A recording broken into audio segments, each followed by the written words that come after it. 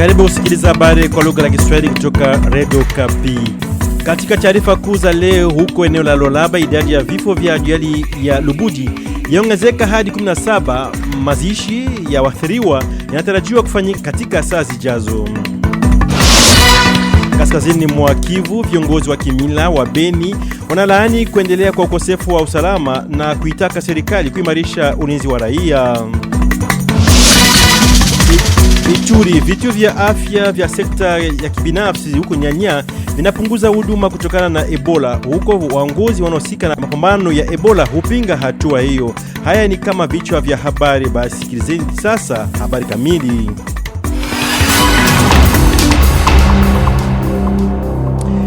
Tufunge ukarasa wetu huko Lualaba na habari ya ajali. Idadi ya watu waliofariki katika ajali iliyotokea Jumamosi katika wilaya ya Lubudi mkoani Lualaba imeongezeka kutoka 13 hadi kufikia 17.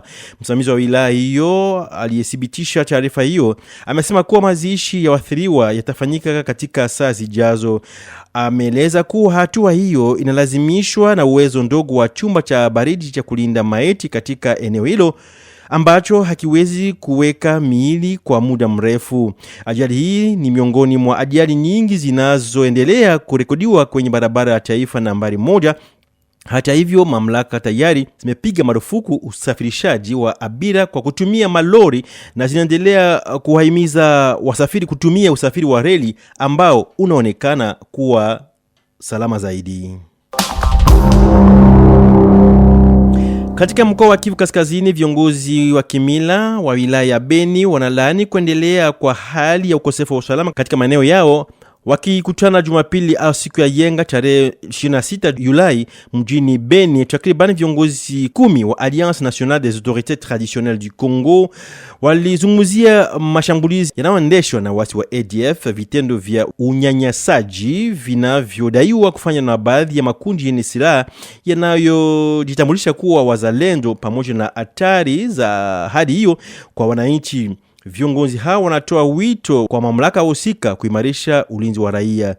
Tusikilize sehemu ya tamko lao lililosomwa na Mwami Kapupa Asbau, kiongozi wa groupement Batangi Mbau, katika kipande hiki kilichochukuliwa na Martial Papi Mukeba. Kwa upande wa usalama, watu wanaendelea kuuawa na waasi wa ADF katika eneo la Beni, hasa kusini mashariki. Wananchi pia wanateswa na makundi ya wenye silaha ya hapa nchini.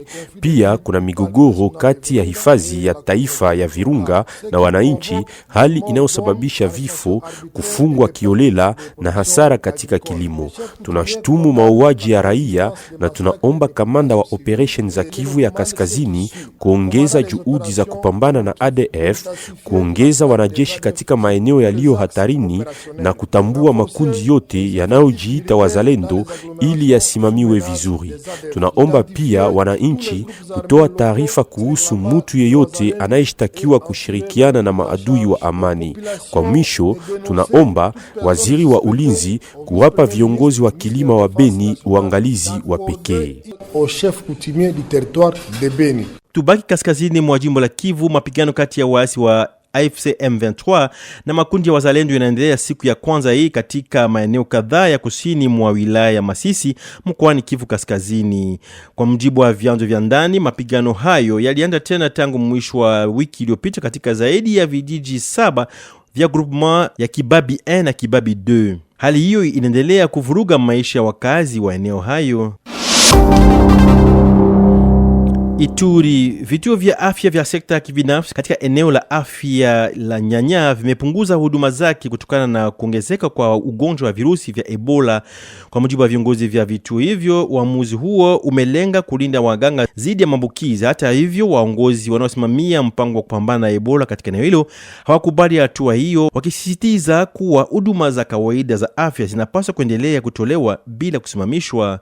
Martial Kiza Biamungu. Katika mkutano mkuu huo wa dharura uliofanyika Jumamosi Julai tarehe 25, wanachama wa chama cha vituo vya afya ya sekta ya binafsi waliamua kuacha kazi ya huduma za kiwango cha chini katika vituo vyote vya binafsi. Huduma za matibabu wakati wa usiku zimesimamishwa, na kuanzia sasa wagonjwa wa mahututi wataelekezwa katika hospitali kuu ya rufaa pale Nyanya. Kwa mujibu wake Dr. Willy Ngeleza, mwanachama wa ASAPI, uamuzi huu unalenga zaidi kuwalinda wa huduma wa afya ambao wanafanya kazi bila vifaa vya kujikinga binafsi. Hata hivyo, timu la uratibu wa mwitikio dhidi ya Ebola haikubaliani na mtazamo huu. Eli Mutombo anasisitiza kuwa huduma za kawaida za afya lazima ziendelee hata wakati wa mlipuko wa Ebola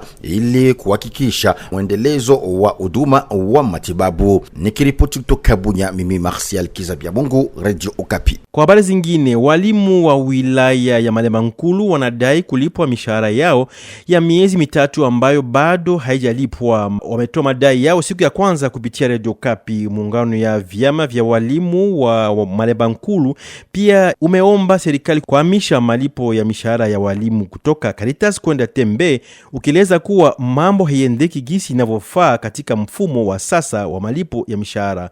Maelezo mengi zaidi nawe Pole Munanga. Walimu wanadai malipo ya mishahara yao kwa miezi ya Mei, Juni na Julai ya mwaka huu. Pia wanatisha kuondolewa kwa makato ya franka 4,000 kutoka kwenye mshahara wa kila mwalimu, kiasi ambacho kinadaiwa kuwa ni ada ya kusafirisha fedha hizo hadi Malema Nkulu. Mwalimu mmoja kutoka Malema Nkulu hueleza kwamba walimpigia simu bikira anayehusika na malipo yao, bali bikira huu anawaambia kuwa hakuna fedha ya malipo yao. Alipoulizwa, waziri wa elimu wa mkoa wa Olomami alithibitisha hali hiyo na kusema kuwa amezungumza na mwakilishi wa Caritas kuhusu malalamiko ya walimu hao. Rafael Ngoiyolo alieleza kuwa walimu ulipwa kila baada ya miezi mitatu na lazima wasubiri miezi mingine mitatu kabla ya kupokea malipo yao yajayo, na alisema hajui sababu za kuchelewa huko na akaahidi kushauriana na waziri wa elimu wa ngazi ya taifa. Hatukuweza kupata maoni kutoka kwa Caritas. Toka Lubumbashi, Pole Munanga, Radio Okapi. Turudi Kivu Kaskazini ambapo zaidi ya wanawake 100 sasa wanamiliki hati za umiliki wa ardhi, yani titre foncier, katika mikoa ya Kivu Kaskazini na Kivu Kusini. Hatua hiyo imewezekana kupitia kampeni ya wanawake katika hatua, yani Femmes en Action, iliyoanzishwa na Association pour la Conservation Communautaire de la Biodiversité ACCB. Baada ya kutekelezwa katika wilaya za Kale na Mwenga mkoani Kivu Kusini, kampeni hiyo imeingia awamu wake wa 3 siku ya kwanza hii huko Walikale mkoani Kivu Kaskazini. Lengo lake ni kuimarisha uelewa wa wanawake kuhusu haki zao za umiliki ardhi na kuhamasisha upatikanaji wa haki sawa katika umiliki wa ardhi. Kasai Mashariki. Barabara ya kilimo inayounganishwa Mujimai na Chilunde yenye urefu wa takriban kilomita 50 inaendelea kukarabatiwa katika wilaya ya Lupatapata mkoani Kasai Mashariki. Ndani ya miezi 12 ijayo, barabara hiyo muhimu inatarajiwa kutandiwa lami, yani goudron, hatua itakayorahisisha usafirishaji wa mazao ya kilimo kuelekea Mujimai, kituo kikuu cha matumizi katika mkoa huo. Kazi hizo zinafanywa na kampuni ya General de Services et de Maintenance Immobilier du Congo. Ripoti ya Stenda Lafina, maelezo zaidi nawe Jeremy Baraka. Naam, kazi za ukarabati wa barabara ya Mujimai Chilunde zimeweza kuanzishwa zikifadhiliwa na serikali ya Jamhuri ya Kidemokrasia ya Kongo kupitia mchango wa kitaifa perequation katika lugha ya Kifaransa. Kampuni ya GEM Esmic Sanru inayotekeleza mradi huo iliweza kueleza ya kwamba kazi ya kwanza itakuwa ni kujenga mifereji ya maji, karabati barabara iliyopo na kuweza kuweka lami ama goudron katika barabara hiyo. Kila msimu eneo hilo vuna kuvuna kiasi kikubwa cha mahindi, ila usafiri wa mavuno hayo kwenda Mbuji-Mayi ndiyo inakuwa ikionekana tatizo kutokana na hali mbaya ya barabara. Mara nyingi wakulima wanalazimishwa kuweza kusafirisha mazao yao kwa baskel ama velo kupitia njia mbaya na ngumu ambazo haziwezi kuwaruhusu ili kuweza kuendesha kazi zingine. Kwake waziri wa mlimo wa jimbo hilo Bi Chantal Mulanga, ukarabati wa barabara hii ni hatua kubwa kwa wakulima. Pia unalenga kuweza kufungua lupatapata kutokana na hali ya kuweza kutengwa, pamoja na kuweza kuimarisha biashara na ushirikiano kati ya maeneo mbalimbali ya kiutawala ya jimbo hilo la Kasai Oriental. Hatimaye huko jimbo la Maniema, wiki 3 baada ya kuanza kwa likizo za shule, yani vacances scolaires, hali imebadilika katika familia nyingi mjini Kindu. Kati ya michezo na muda mapumziko, watoto wanafurahia kikamilifu muda yao ya likizo, yani vacances. Hata hivyo, kwa wazazi, kipindi hiki huleta majukumu zaidi ya kufuatilia watoto pamoja na ongezeko la matumizi ya familia, hasa kwa upande wa chakula. Na ni hapo tumekomesha sehemu ya kwanza ya kipindi chetu cha habari katika lugha ya Kiswahili. Sasa nawaliko kufuata sehemu ya pili na mwenzangu Florence Kiza Lunga. Na hapo tumekomesha sehemu ya kwanza ya kipindi chetu katika lugha la Kiswahili. Sasa nawaliko kufuata sehemu ya pili na mwenzangu Rosalie Zawadi Masika. Radio Okapi. Invité en Swahili. Jambo Rosalie Zawadi Masika. Jambo kwako Jean-Claude Lokidile. Wapendwa wasikilizaji, karibu. Radio Okapi. Invité en Swahili. Kama juhudi za mapambano dhidi ya ugonjwa wa virusi vya Ebola, viongozi wa kijamii wanahimizwa kusambaza ujumbe mzuri na wa kuwajibika ndani ya jamii zao. Wito huo ulitolewa siku zilizopita mjini Beni, jimboni Kivu Kaskazini. Ilikuwa wakati wa kikao cha kuongeza uelewa kilichowakutanisha viongozi wa jamii, viongozi wa dini pamoja na wanachama wa makundi za kiraia.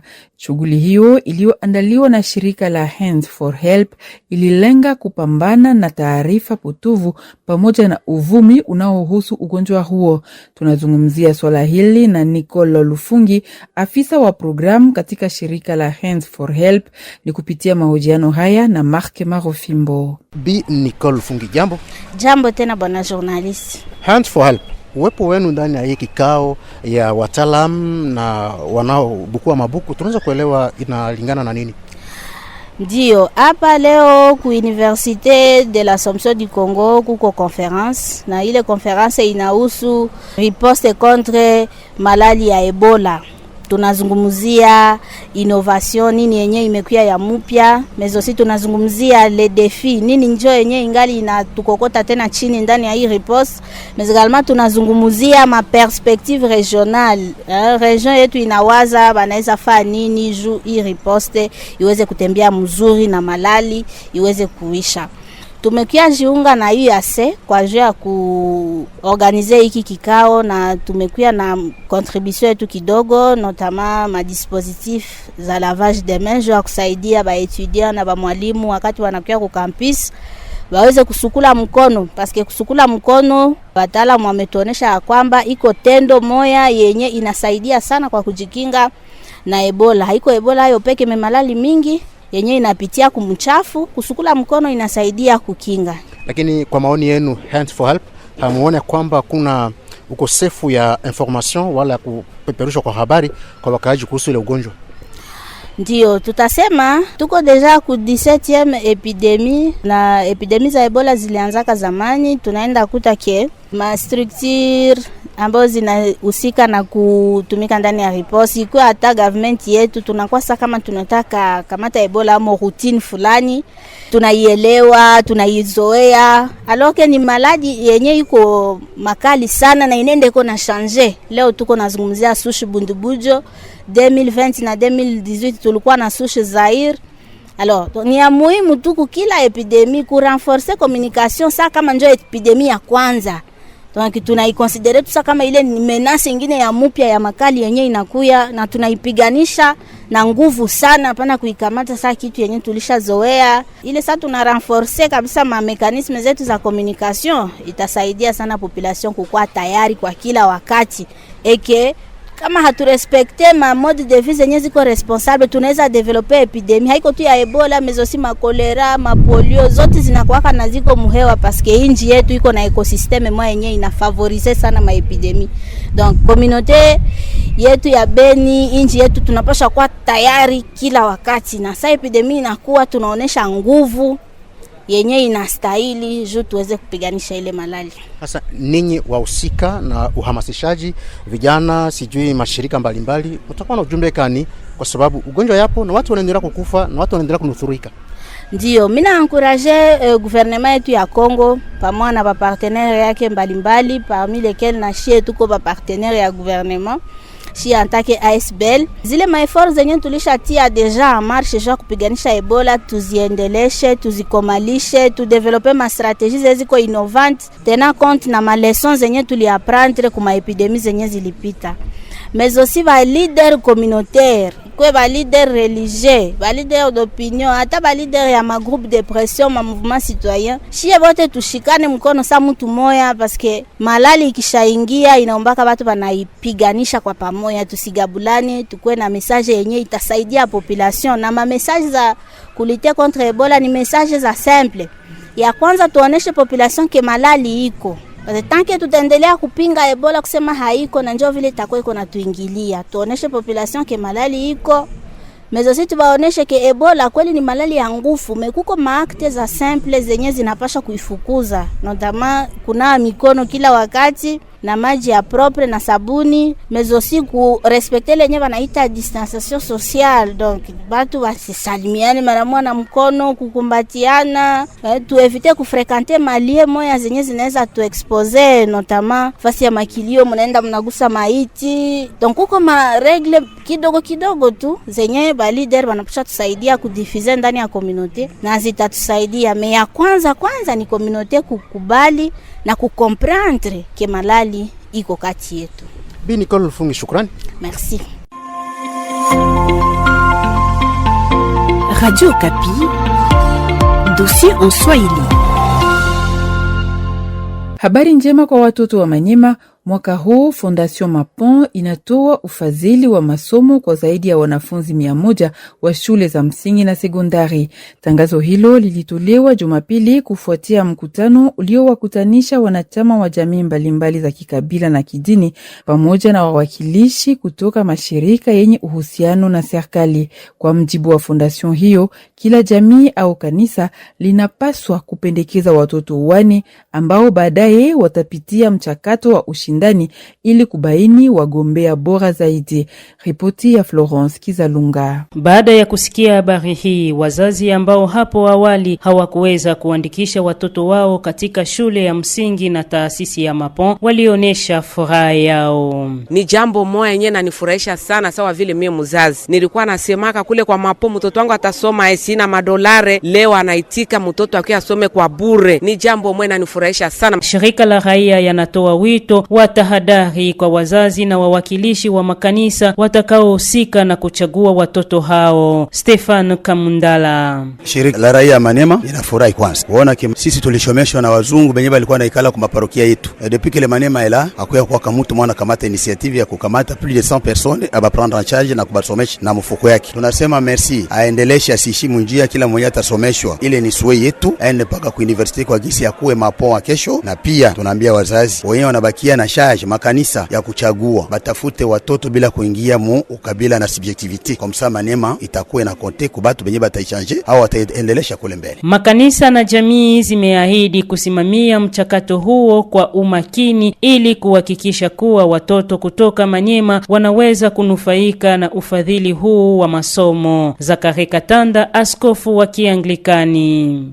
Hapana, kwanza na kuwaonesha kwamba kanisa ni kanisa ya watu wote. Hakuna kanisa ya ubaguzi, na tunawaidia hawa watu ya Fondation Mapon kwamba tutachagua watu wanaofaa kusudi hii vision itimilike kweli, tupate watu wa kufaa kwa kuongoza province ya Manyema na nchi yetu ya Kongo kwa siku zijazo. Kwa Fondation ya Mapon, kipaumbele ni kuwekeza katika rasilimali watu. Daktari Remi Kauka, mjumbe wa taasisi hiyo. Kama Fondation Mapon inaamua kupana mabuse kwa wanafunzi wa primaire na wa secondaire, ni sababu Fondation Mapon inajua kama kama investissement ya mzuri mama inapatikana ndani ya mutu, na ule mutu kwa kumufanya kuwa wa faida ndani ya nchi, ndani ya jimbo, anapashwa kupata maadibisho mzuri. Ndio ilifanya kama Fondation Mapon ikamate ule uamuzi ya kupana maburse juu ya kupromouvoir watoto wakwe na bahati ya kuendelea. Fondation Mapon inapana 120 burse kwa batoto ya primaire na secondaire, inapana bahati kwa kila mtu. Ikumbukwe kuwa ufadhili huu wa masomo unapatikana kwa ajili ya watoto kutoka matarafa yote 7 ya Maniema.